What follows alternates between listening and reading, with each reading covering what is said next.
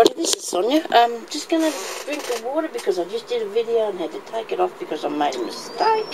I was out of the shot. I'm sorry about that. I thought I'd better just check this, and I'm working way in the wrong place. Okay, now, I've come on here today because a few people, including Amy, asked me if I'd show a tutorial on this one. I said I was going to anyway. So, this is actually a bead that you buy, and they're all already covered. I think Irene might have sent me those a really long time ago. And I said, well, you can make these yourself. You can do them smaller or bigger, whatever you want to do. So I told Amy, well, I told you I'd show you.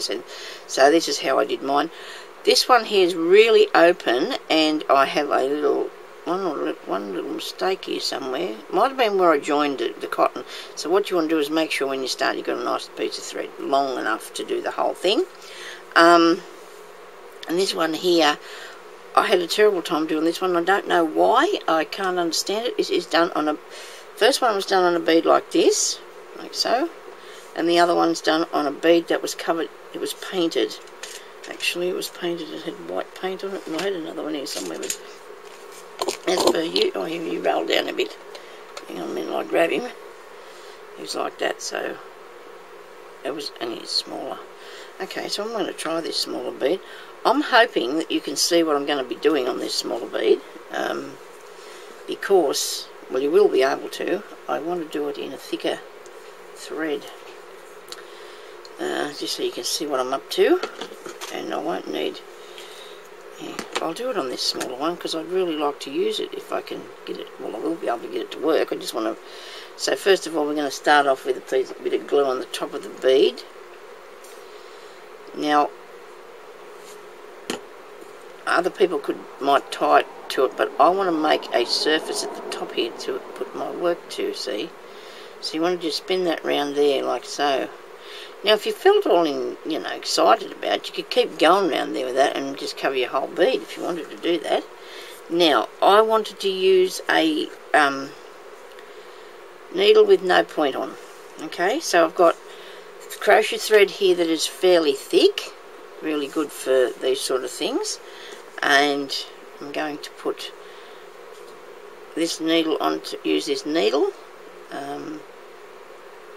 A lady commented on the video, one of my videos, and said, I've never seen anybody thread a needle as fast as what you do. Well, I think I might have threaded a few over the many, many years I've been doing it. I guess it just, thank you very much, it was a good compliment. I just do it. It doesn't, I can't. I said that to my husband. He said, "Well, you can't see." So it was actually was clever of you. He said to me, "He's only joking, but well, I can see, but not so good without my glasses."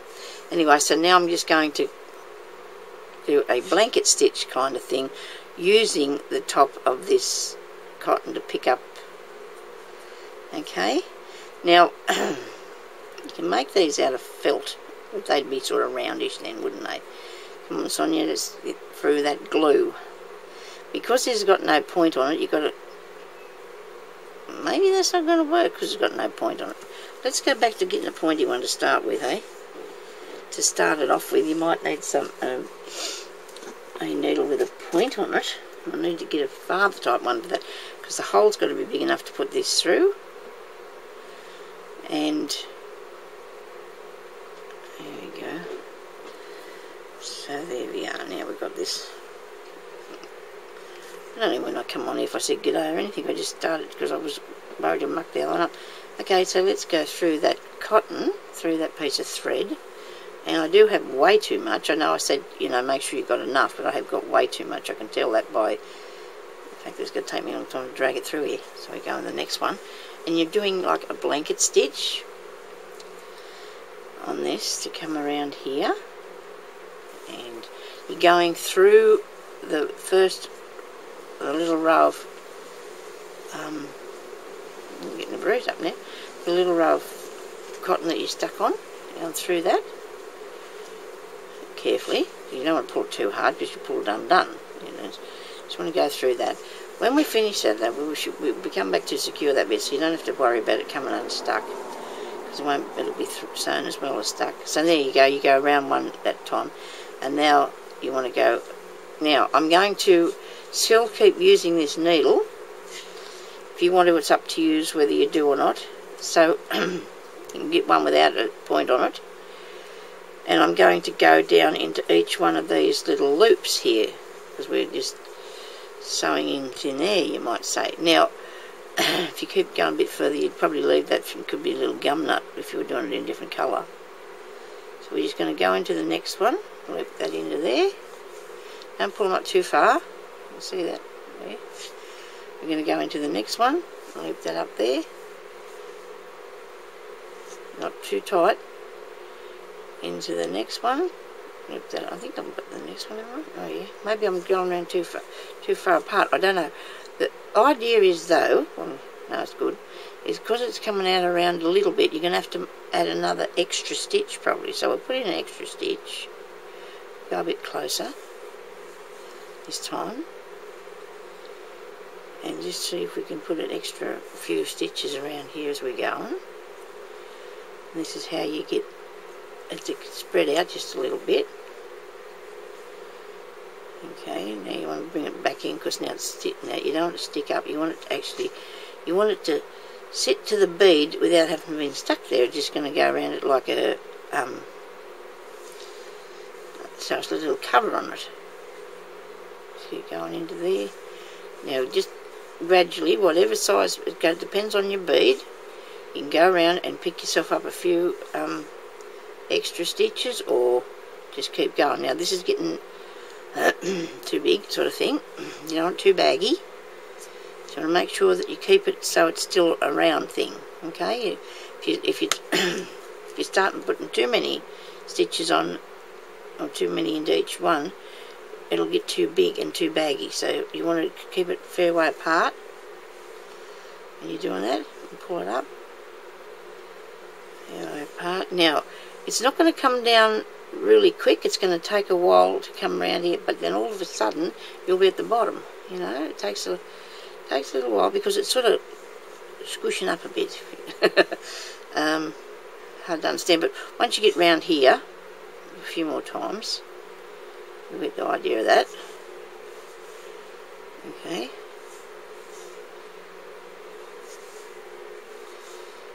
There you go. Keep going. It's coming into the bottom, so keep them. Maybe I could just do it a little bit tighter. You know, just a little bit tighter as we're going around, so it'll pull it in a bit.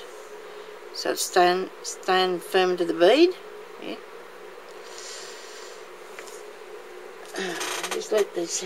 Just let your cotton drop down like that to unravel a bit, because it does tend to twist up. And I'll make that a bit shorter, that loop.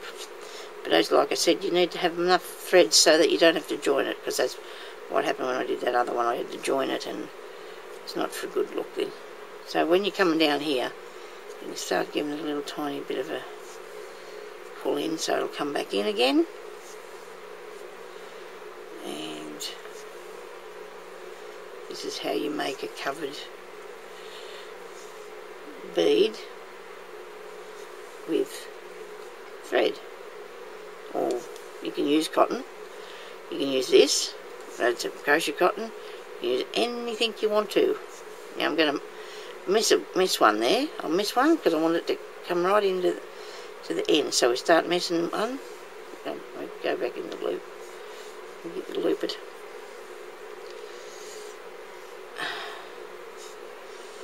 Then I want to cover up the hole, because you might use that for something else. You might put something through there. Okay, but I'm going to go through to the top of it, and I think I was going to actually come through here and stitch that, but I don't think it needs to. I don't think that's going to come apart. I really don't think that's going to come undone. Okay, so there you go. That's how you do the little covered bead with the fabric, the thread. I mean, now you can put on little beads on the end of it. You could put on a flower over the top of it. I had that idea with this other one that I've done. I'll just give you a flower. I definitely need something done with a squeaky chair. Okay. I just need a petal. You could make your own leaves It's up to you whether you want to do that or not. Or you just want to use a flower petal. Just me to pick up the box, it's just all got already things made in it. And there you go, hey? I've got this one, this is the only thing I can get my hands on at the moment. But if you put that through there, because I've got glue stuck to my needle, that through there, and you've got a little berry thingy, which you could have made in any colour, green or red or whatever, and then there's one of those. Okay, so thank you everybody for watching. I'm going to come back in a minute and I'm going to show you how I made these other ones. I'll show you in a minute. Won't be long.